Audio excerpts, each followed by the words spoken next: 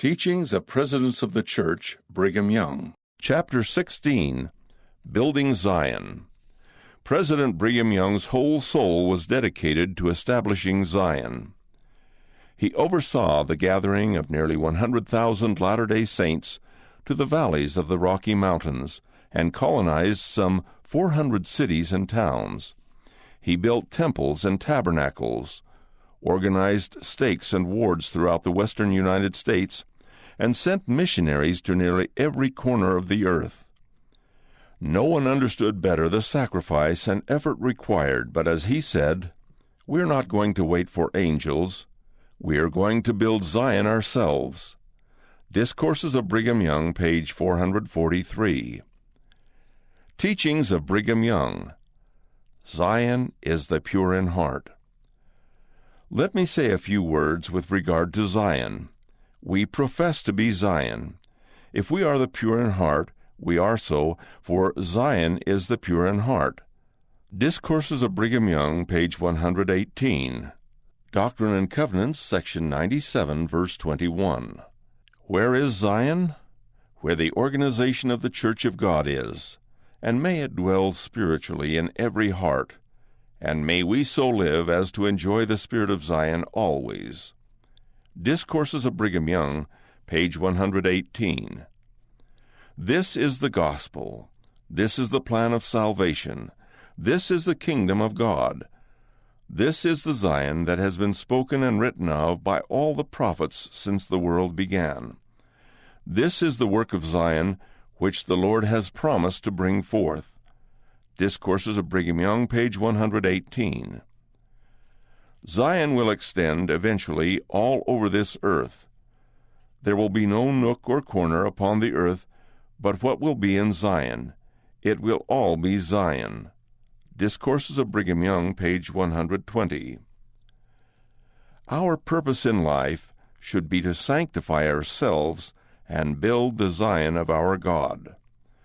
The purpose of our life should be to build up the Zion of our God, to gather the house of Israel, bring in the fullness of the Gentiles, restore and bless the earth with our ability, and make it as the Garden of Eden, store up treasures of knowledge and wisdom in our own understandings, purify our own hearts, and prepare a people to meet the Lord when He comes. Discourses of Brigham Young, page 88. We have no business here other than to build up and establish the Zion of God. It must be done according to the will and law of God, after that pattern and order by which Enoch built up and perfected the former day Zion, which was taken away to heaven. Hence the saying went abroad that Zion had fled. Doctrine and Covenants, section 105, verse 5. Moses, chapter 7, verse 69. By and by it will come back again. And as Enoch prepared his people to be worthy of translation, so we, through our faithfulness, must prepare ourselves to meet Zion from above when it shall return to earth, and to abide the brightness and glory of its coming. Discourses of Brigham Young, page 443. We look forward to the day when the Lord will prepare for the building of the New Jerusalem, preparatory to the city of Enoch's going to be joined with it when it is built upon this earth. Moses, chapter 7, verses 62 through 64. We are anticipating to enjoy that day, whether we sleep in death previous to that or not. We look forward with all the anticipation and confidence that children can possess in a parent, that we shall be there when Jesus comes, and if we are not there, we will come with Him. In either case, we shall be there when He comes. Discourses of Brigham Young, page 120. The purpose of building Zion is to sanctify the children of God through the ordinances of salvation. We have been gathered for the express purpose of purifying ourselves, that we may become polished stones in the temple of God. We are here for the purpose of establishing the kingdom of God on the earth. To be prepared for this work, it has been necessary to gather us out from the nations and countries of the world, to receive the ordinances of the holy priesthood of the Son of God, which are necessary for the perfection of the saints, preparatory to his coming. Discourses of Brigham Young, page 121. The ordinance of sealing must be performed here, son to father, and woman to man, and children to parents, etc., until the chain of generation is made perfect in the sealing ordinances back to Father Adam. Hence, we have been commanded to gather ourselves together to come out of Babylon, and sanctify ourselves, and build up the Zion of our God, by building cities and temples, redeeming countries from the solitude of nature, until the earth is sanctified and prepared for the residence of God and angels. Discourses of Brigham Young, page 407. Doctrine and Covenants, section 133, verses 5, 7, and 14. The Lord has provided the means for the saints to build Zion.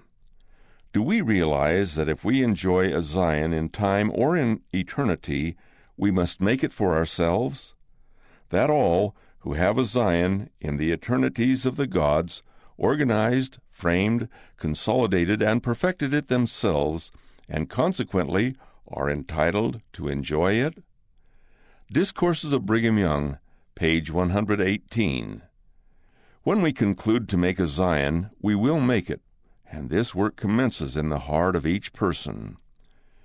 When the father of a family wishes to make a Zion in his own house, he must take the lead in this good work, which it is impossible for him to do unless he himself possesses the spirit of Zion. Before he can produce the work of sanctification in his family, he must sanctify himself, and by this means God can help him to sanctify his family. Discourses of Brigham Young, page 118. The Lord has done his share of the work. He has surrounded us with elements containing wheat, meat, flax, wool, silk, fruit, and everything with which to build up, beautify, and glorify the Zion of the last days, and it is our business to mold these elements to our wants and necessities, according to the knowledge we now have, and the wisdom we can obtain from the heavens through our faithfulness. In this way will the Lord bring again Zion upon the earth, and in no other. Discourses of Brigham Young, page 294. There is not one thing wanting in all the works of God's hands to make a Zion upon the earth when the people conclude to make it. We can make a Zion of God on earth at our pleasure, upon the same principle that we can raise a field of wheat, or build and inhabit. There has been no time when the material has not been here from which to produce corn, wheat, etc., and by the judicious management and arrangement of this ever-existing material, a Zion of God can always be built on the earth. Discourses of Brigham Young, page 118. Building Zion requires sacrifice and great effort. We want all the Latter-day Saints to understand how to build up Zion. The city of Zion, in beauty and magnificence, will outstrip anything that is now known upon the earth. The curse will be taken from the earth, and sin and corruption will be swept from its face. Who will do this great work? Is the Lord going to convince the people that he will redeem the center stake of Zion, beautify it, and then place them there without an exertion on their part? No, he will not come here to build a temple, a tabernacle, a bowery, or to set out fruit trees, make aprons of fig leaves or coats of skins, or work in brass and iron, for we already know how to do these things. We have to build up Zion if we do our duty. Discourses of Brigham Young, page 120. I see men and women in this congregation, only a few of them, who were driven from the central stake of Zion in Jackson County, Missouri.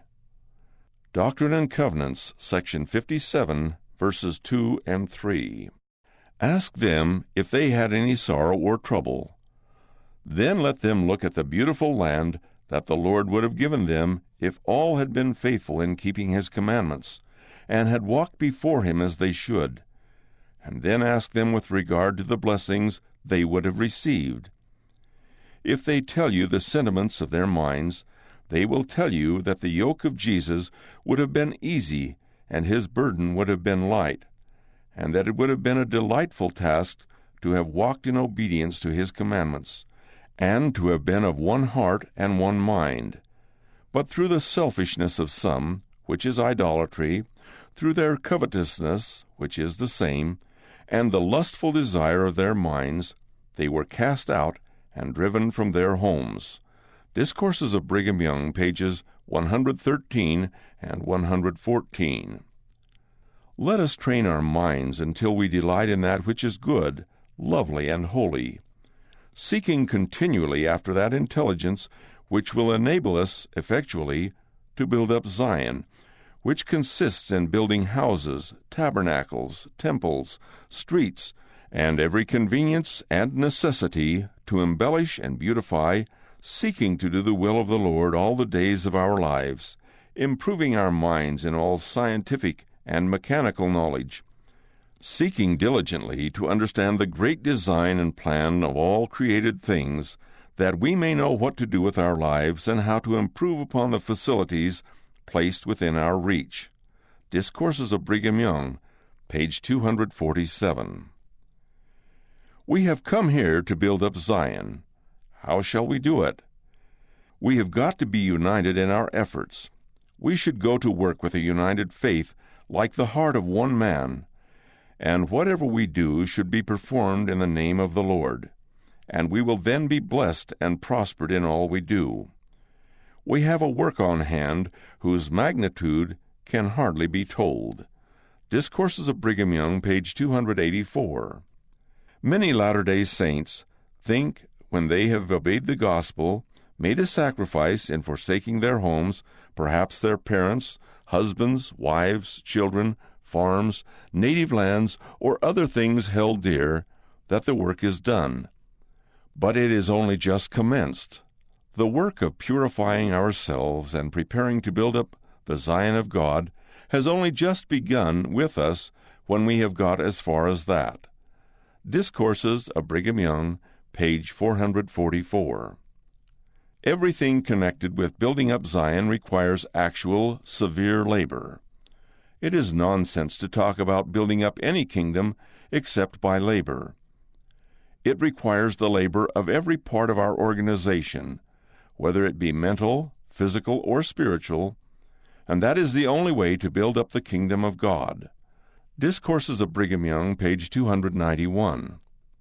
If we are to build up the kingdom of God, or establish Zion upon the earth, we have to labor with our hands, plan with our minds, and devise ways and means to accomplish that object. Discourses of Brigham Young, page 291. I have Zion in my view constantly. We are not going to wait for angels or for Enoch and his company to come and build up Zion, but we are going to build it. We will raise our wheat, build our houses, fence our farms, plant our vineyards and orchards, and produce everything that will make our bodies comfortable and happy. And in this manner, we intend to build up Zion on the earth, and purify it, and cleanse it from all pollutions. Let there be an hallowed influence go from us over all things over which we have any power, over the soil we cultivate, over the houses we build, and over everything we possess. And if we cease to hold fellowship with that which is corrupt, and establish the Zion of God in our hearts, in our own houses, in our cities, and throughout our country, we shall ultimately overcome the earth. For we are the lords of the earth, and instead of thorns and thistles, every useful plant that is good for the food of man, and to beautify and adorn, will spring from its bosom. Discourses of Brigham Young, pages 443 and 444. The Lord has blessed me.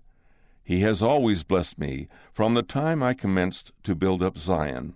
I have been extremely blessed. I could relate circumstances of so extraordinary a character in regard to the providences of God to me, that my brethren and sisters would say in their hearts, I can hardly give credence to this. Discourses of Brigham Young, page 452. My spiritual enjoyment must be obtained by my own life. but it would add much to the comfort of the community and to my happiness as one with them if every man and woman would live their religion and enjoy the light and glory of the gospel for themselves, be passive, humble, and faithful, rejoice continually before the Lord, attend to the business they are called to do, and be sure never to do anything wrong. Discourses of Brigham Young, page 119. All would then be peace, joy, and tranquility in our streets and in our houses. Litigation would cease. There would be no difficulties before the High Council and bishops' courts, and courts, turmoil, and strife would not be known. Discourses of Brigham Young, page 119. Then we would have Zion, for all would be pure in heart. Discourses of Brigham Young, page 119. My heart has been set in me to do the will of God, to build up his kingdom on the earth, to establish Zion and its laws, and to save the people. And I can say truly and honestly that the thought never came into my mind in all my labors what my reward will be, or whether my crown would be large or small, or any crown at all, a small possession, a large possession, or no possession. I have never had any thoughts or reflections upon this, or cared the first thing about it. All that I have had in my mind has been that it was my duty to do the will of God, and to labor to establish his kingdom on the earth. Because the principles which God has revealed for the salvation of the inhabitants of the earth are pure, holy, and exalting in their nature. In them there is honor and eternal increase. They lead on from light to light, strength to strength, glory to glory, knowledge to knowledge, and power to power. Discourses of Brigham Young, page 452. Suggestions for study. Zion is the pure in heart. How did President Young define Zion? Doctrine and Covenants, section 97, verse 21. Who are the rightful inhabitants of Zion, and where can Zion be found? Psalm 102, verse 16. 4th Nephi, chapter 1, verses 15 through 17. Doctrine and Covenants, section 109, verse 39. Our purpose in life should be to sanctify ourselves and build the Zion of our God. President Young taught, the purpose of our life should be to build up the Zion of our God. As a church, what must we do to build up Zion? How can you, as an individual, help in this work? What is the pattern and order that Enoch used to build and perfect the former day Zion? Moses, chapter 7, verses 10 and 11. How can we follow that same pattern in our families and wards or branches today? How can families create Zion in their own homes? The purpose of building Zion is to sanctify the children of God through the ordinances of salvation. How can we sanctify ourselves and our families? Why have we been commanded to gather ourselves together to come out of Babylon to Zion? Doctrine and Covenants, section 44, verses 4 through 6. Doctrine and Covenants, section 133, verse 14. What is spiritual Babylon, and how do we come out of it? What is the relationship between building Zion and the ordinances of the holy priesthood? The Lord has provided the means for the saints to build Zion. What has the Lord provided for us so we can contribute to the establishment of Zion? Zion begins in the heart of each person. What gifts or talents do you have that can help you build Zion? Building Zion requires sacrifice and great effort.